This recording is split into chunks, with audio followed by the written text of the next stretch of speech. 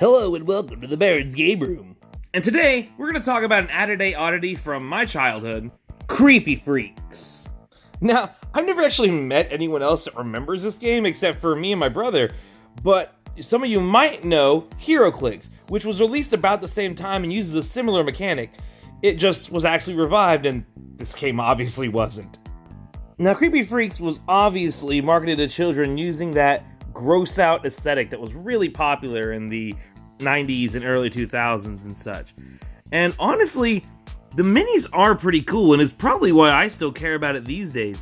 They are pretty darn detailed, with some pretty creative designs to them. Unfortunately, though, there were a lot of just color-swapped minis.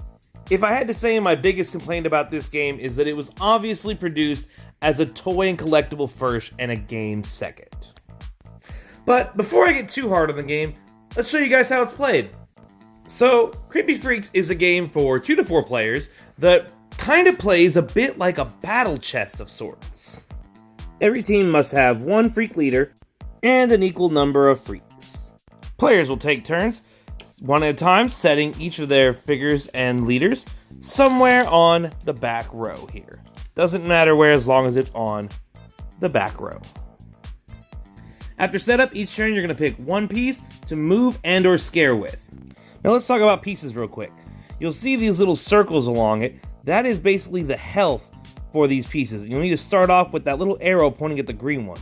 And the lines you see are the directions in which a piece can move.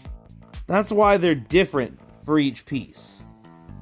Once you've selected your piece, you're going to roll a dice and move that many spaces in one of the directions allowed on their piece. Like 1, 2, 3. If you happen to land next to another piece that you're also pointing at with your lines, you can scare it. Whenever you scare a piece, you'll need to turn it one click so that the arrow is now pointing at the next circle. And once your arrow is pointing at the little Creepy Freak's face, that means the piece has been freaked out and is removed from the board. When an opponent only has one piece left on the board, that piece is instantly freaked out and runs away, and you win the game. Now there's a little bit of Pokemon in here in that there's these weaknesses that you'll turn the dial to as soon as someone of that proper scare type scares them. And that's really it for the gameplay, but here's where I have some quick complaints.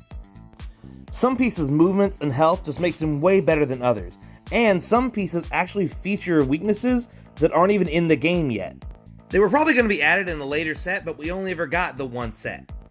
Honestly though, if you think the pieces look cool, you can buy a whole box of these for like $30 or less. So, hey, honestly, for that kind of price, I have to say, Baron approved.